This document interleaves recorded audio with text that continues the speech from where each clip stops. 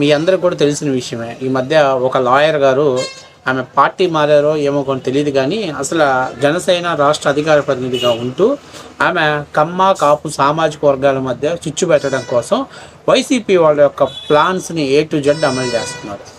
ఆమె నిన్న ఒక షోలో మాట్లాడుతూ తెలుగుదేశం పార్టీ వ్యవస్థాపకులు నందమూరి తారక రామారావు గురించి ఆమె కొన్ని అనుచిత వ్యాఖ్యలు చేశారు. అసలు సినిమా ఇండస్ట్రీస్లో ఫస్ట్ టైం అసలు జగన్మోహన్ రెడ్డి గారు అధికారంలో రావటం కోసం ఎప్పుడు కూడా వాడేది కులాల కార్డే వాడతాడు. ఎందుకంటే జగన్మోహన్ రెడ్డికి బాగా కలిసి వచ్చినట్టు అంశం. మొన్న వంగవేటి నరేంద్ర మాట్లాడుతున్నాడు, 40 ఏళ్ళు కాపులు మీ పరిపాలనలో అధికారం లేక అనవదొక్కబడ్డారని చెప్పాడు. మరి 40 ఏళ్ళు తెలుగుదేశం పార్టీ రాష్ట్రంలో పరిపాలన చేసిందా? ఎందుకు వాడాడు ఈ పదం? ఎందుకంటే జగన్మోహన్ రెడ్డి స్క్రిప్ట్ అమలు చేయటం వీళ్ళ పని. ప్రస్తుతం కాపు సామాజిక వర్గాన్ని తెలుగుదేశం పార్టీ నుంచి దూరం చేసి ఏదో వైసీపీకి ఫేవర్గా మార్చుకోవటం ద్వారా రాజకీయ లబ్ధి పొందాలన్నది వీళ్ళ యొక్క వ్యూహం. అందులో భాగంగా గతంలో ఏదైతే తుని ఇన్సిడెంట్స్లో ముద్రగడ్డ పద్మనాభం గారి విషయంలో కలిసి వచ్చిన అంశాన్ని ఇప్పుడు తీరా మళ్ళీ అంటే రాజకీయ అవసరాల కోసం ఇప్పుడు ఈ ప్రభుత్వం విశ్వ ప్రయత్నం చేస్తుంది. అందులో భాగంగా ఒకసారి మీకు నేను చూపిస్తాను, చూడండి. ఈరోజు రజనీ గారు మాట్లాడినటువంటి మాటలు అంటే ఏమన్నా నాకు అర్థం కావట్లా. అసలు ఎందుకు ఈమెకి అంత హైప్ ఇస్తున్నారు మీడియాలో? ఎందుకు ఏమని పద్దాకల ప్రతి లైవ్ షోకి పిలిపించి ఆమె మీద అన్ని సబ్జెక్ట్ ఉన్నటువంటి వ్యక్తిగా ఆమెను మించిన వాళ్ళు ఇంకెవరు లేనట్టుగా, అంటే ఇన్ని రోజులు వీళ్ళందరూ ఏం చేస్తున్నారో అర్థం కానటువంటి పరిస్థితుల్లో ఇలా ఏమైనా తీసుకొచ్చి ఇంత హైప్ చేసి ఇంత హైప్ ఇవ్వటం కోసం ఎందుకు ప్రయత్నం చేస్తున్నారు అనేది ఇప్పుడు ప్రస్తుతం చాలామంది మాట్లాడుతున్నారు. ఆమెకేంటి అసలు ఒక స్టాండ్ లేదు. ఇవాళ ఒక పార్టీలో ఉంది, రేపు ఇంకో పార్టీలో ఉంది, ఇప్పుడు మళ్ళీ ఇంకొక పార్టీలో జాయిన్ అయ్యారు. ఈరోజు ఈ పార్టీలో ఉంటారా ఉండరా? నిన్నటిదాకా జగన్మోహన్ రెడ్డి గారి క్రైమ్స్ని, వైసీపీ యొక్క వైఫల్యాలను ప్రశ్నించిన ఒక్కసారిగా ఇప్పుడు అధికార పార్టీకి సంబంధించినటువంటి వైఫల్యాలని, తప్పుల్ని ప్రశ్నించడం అంటే ఒక ఎజెండా లేదా? ఏ విధంగా మాట్లాడతారో మీకు తెలియదా? ఇప్పుడు నేను చాలా క్లియర్గా అడుగుతున్నాను. ఏమని చాలా సున్నితమైన అంశాన్ని ఈమె ద్వారానే ఎందుకు వీళ్ళు మాట్లాడించారంటే ఖచ్చితంగా ఏం మాట్లాడితే మిగిలిన వాళ్ళు రియాక్ట్ అవుతారు. అది వైఎస్ఆర్ కాంగ్రెస్ పార్టీ కలిసి వచ్చే అంశం. చూడండి, సీనియర్ ఎన్టీఆర్ గురించి ఆమె ఏం మాట్లాడుతున్నారో ఒకసారి చూడండి.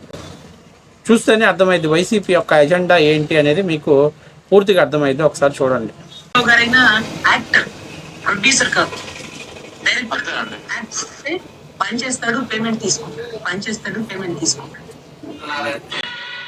అది మాట్లాడుతుంది. ఎన్టీఆర్ గారు ఒక యాక్టర్ అంట. పని చేస్తారు, పేమెంట్ తీసుకుంటారంట. ఇది ఆమె ఇచ్చినటువంటి స్టేట్మెంట్. మరి లాయర్ గారికి అవగాహన ఉందో లేక ఎవరైనా స్క్రిప్ట్ ఇస్తే మాట్లాడారో, లేకపోతే ఎవరంటే అదే కొన్ని రోజులు వాళ్ళతో సావాసం చేస్తే వాడు ఈడవుతాడు, లేకపోతే ఎవరైతే వైసీపీలో మోకాలలో గుజ్జున్నటువంటి వాళ్ళతోటి ఫ్రెండ్షిప్ చేసింది కాబట్టి ఏం మీద కూడా కిందకు జారిపోయి మోకాల్లోకి వచ్చిందనే దానికి నిదర్శనం. ఎన్టీఆర్ గారికి ఒక సినిమా హీరోగా చలనచిత్ర రంగంలోకి అడుగుపెట్టి పౌరాణికం, జానపదం అట్లాగే అన్నిటిలో కూడా ఆయన రాముడు అంటే ఎవరు? ఎన్టీఆర్లా ఉండాలి. కృష్ణుడు అంటే ఎలా ఉండాలి? ఎన్టీఆర్ లాగా ఉండాలి. దుర్యోధనుడు అంటే ఎవరు? ఎన్టీఆర్లా ఉండాలి. కర్ణుడు అంటే ఎవరు? ఎన్టీఆర్ లాగా ఉండాలి. ఏ పాత్రకి కావలసినటువంటి ఆ యొక్క ఆహభావాలని, అలాగే ఈ కర్ణ అంటే ఇలా ఉంటాడా, కర్ణుడు ఇలా ఉంటాడా అని ఇమాజినేషన్ చేసుకుంటే ఎన్టీఆర్ గారు కరెక్ట్గా సెట్ అవుతారు. ఎన్టీఆర్ గారు ఒక హీరోగా చలనచిత్రంలో అడుగుపెట్టిన తర్వాత ఆయన దర్శకత్వం వహించారు, నిర్మాతగా ఉంది. ఈరోజు కూడా రామకృష్ణ ఆర్ట్స్ అనేది ఎన్టీఆర్ గారికి సంబంధించినటువంటి సినిమా స్టూడియో ఒకటి ఉంది. అట్లాగే ఆయన దర్శకత్వం చేసినటువంటి సినిమాలు దానవీర స్వరకర్ణ, అలాగే చాలా సినిమాలకు ఆయన దర్శకత్వం కూడా వహించిన సూపర్ డూపర్ హిట్ అయినటువంటివి ఉన్నాయి.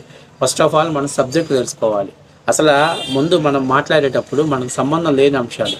అసలు ఎన్టీఆర్ గారు ఒక యాక్టర్ అనే స్టేట్మెంట్ పాస్ చేయటానికి నీ అనుభవం సరిపోదు, నీ వయసు సరిపోదు. ఏదో మనం మీడియా ముందుకు వచ్చి ఏదో ఒక మాట మాట్లాడితే అది దానివల్ల ఏంటి? ఇప్పుడు మాలాంటి వాళ్ళు మాట్లాడితే ఒక కాపు సామాజిక వర్గ అమ్మాయిని అవమానపరిచారు. నిన్న నిన్న అంబటి రాంబాబుని, అట్లాగే ఈరోజు రజనీ అనేటువంటి ఇవన్నీ వైఎస్ఆర్సీపీ కార్డు కోసం, సింపతి కార్డు వాడుకోవటం కోసం మీరు ఇలాంటి మాటలు మాట్లాడుతున్నారు. మీకు తెలుసు మేము కాంట్రవర్సీస్ దృష్టిలో పెట్టుకునే వీడియోలు చేస్తున్నామని మీకు తెలుసు. ఈరోజు నేను అడుగుతున్నా, ఎన్టీఆర్ గారి గురించి మాట్లాడే స్థాయి అర్హత మీకుందా?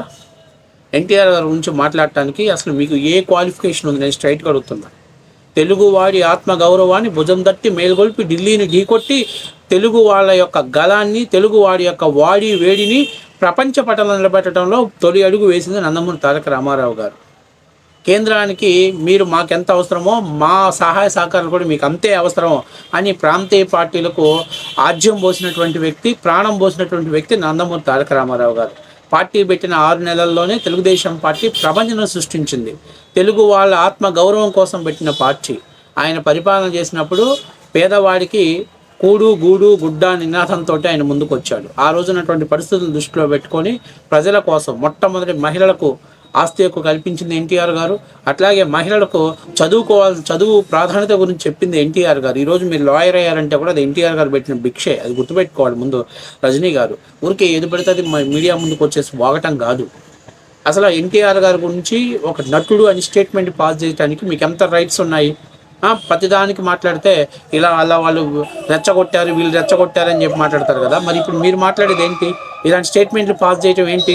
రెచ్చగొట్టినట్టేగా, రెచ్చగొట్టడానికే ఇలాంటి స్టేట్మెంట్లు మీరు పాస్ చేస్తుంది. ఇప్పుడు మీరు ఈ మాట అన్నంతో రేపు మేమందరం కలిసి ఈ రజనీ అనేటువంటి ఆమెకి చూడండి ఎంత కండకావరం ఉందో, ఇలా మాట్లాడింది అలా మాట్లాడింది అనుకోండి. తర్వాత సీన్లోకి వైసీపీ వాళ్ళు ఎంట్రీ అవుతారు. పలానా కాపు సామాజిక చెందిన మహిళ మాట్లాడితే మహిళ మీద ఇంత దారుణంగా జుబుత్సాకరమైన వ్యాఖ్యలు చేస్తారా అంటారు. ఏంటి? జగన్మోహన్ రెడ్డి స్క్రిప్ట్ అమలు చేస్తాను. ఇంకే 4-5 రోజుల్లో తొందరలో సాక్షి ఛానల్కి వెళ్తావు. సాక్షి ఛానల్లోకి వెళ్ళి సాక్షి యొక్క లైవ్ డెబేట్స్ను కంటెస్టెంట్ చేస్తావు. ఎందుకంటే ఇప్పుడు నిదానంగా రూపాంతరం చెందుతున్నావు. చివరిగా ఇక పూర్తి స్థాయిలో. కానీ ఇంకా దారుణమైన విషయం ఏంటంటే నువ్వు ఆల్రెడీ వైసీపీ నుంచి డీల్ మాట్లాడుకొని నేను పవన్ చెల్లెల్ని, జనసేన అభిమానురాలని అని చెప్పుకోవటం సిగ్గుచేటు. రాజీనామా చేసి వైసీపీ కండవ కప్పుకొని కూర్చొని షోలో ప్రశ్నించు, తప్పులేదు. నేను పలానా వైసీపీ అవంటుంది, నేను అసలు కండవలు వేసుకుని అలవాట్లేదని. అవును, నువ్వు అసలు ఏ పార్టీలో ఉంటావో నీకే తెలియదు. మొదట తెలుగుదేశం పార్టీ అన్నావు, తర్వాత జనసేన అన్నావు, ఇలా వైసీపీలో పోయావు. రేపు వైసీపీలో ఉండవు కూడా గ్యారంటీ లేదు. మరి కండవ వేసుకుంటే ఎట్టా? కండవ వేసుకుంటే నువ్వు ఏ పార్టీ కండవలు వేసుకున్నావు అన్ని ఫ్రేమ్స్ కడతారుగా. అందుకని చెప్పేసి నీకు ఒక ఇండివిజువల్గా ఫామ్ అవ్వగలిగావు అనుకో, ఏ పార్టీ పైసలు ఇస్తే వాళ్ళ తరపున మాట్లాడవచ్చు. రేపు బహుశా బీజేపీ వాళ్ళు వచ్చి అడిగినా కూడా బీజేపీ తరపున మాట్లాడవచ్చు. అదే కండవ వేసుకున్నావు అనుకో, కండవ వేసుకుంటే వేరే విధంగా ఉంటుంది కదా. కాబట్టి నువ్వు నీ కంఫర్ట్ జోన్లోనే ఉన్నావు, నీ తెలివితేటల్లోనే నువ్వు ఉన్నావు.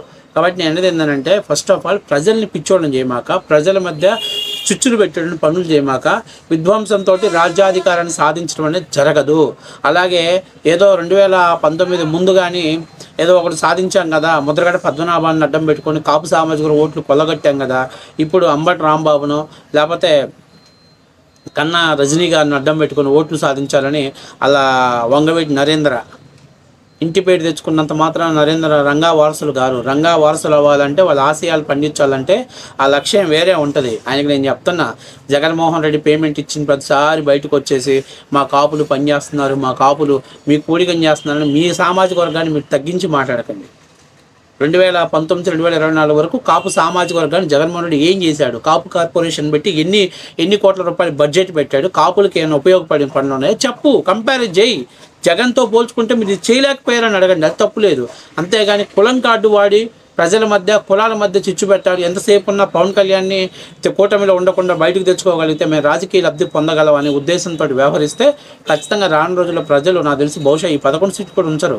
ఎందుకంటే కులాన్ని వదిలిపెట్టట్లా, ప్రాంతాలను వదిలిపెట్టట్లా, వ్యవస్థను వదిలిపెట్టట్లా, వ్యక్తులను వదిలిపెట్టట్లా, ఇవన్నింటిని టార్గెట్ చేసినప్పుడు ప్రజలు కూడా ఇంత దుర్మార్గమైనటువంటి ప్రభుత్వం మనకి ఎందుకు అనుకుంటారు? ఎందుకంటే జగన్మోహన్ రెడ్డి అంటే ఏంటో ఆల్రెడీ చూసేశారు. ఇంక జనాలు కొత్తగా చూడటానికి ఏం లేదు, ఆయన అన్నీ చూపించేశాడు 5 ఏళ్లలోనే. బహుశా నాకు తెలిసినంత వరకు 1947 నుంచి 2019 ముందు వరకు ఉన్న రాజకీయం మొత్తాన్ని కూడా వడపోసి ఆ రంగరించి రాష్ట్ర ప్రజలందరికీ కూడా పోసాడు. కాబట్టి ప్రజలు బాగా లైన్లో ఉన్నారు. కాబట్టి నేను చెప్పేది ఏంటంటే, ఫస్ట్ ఆఫ్ ఆల్ ఎన్టీఆర్ గురించి మాట్లాడే స్థాయి నీది కాదు, అసలు మాట్లాడే అర్హత కూడా నీకు లేదు. అది గుర్తుపెట్టుకుంటే బాగుంటుంది.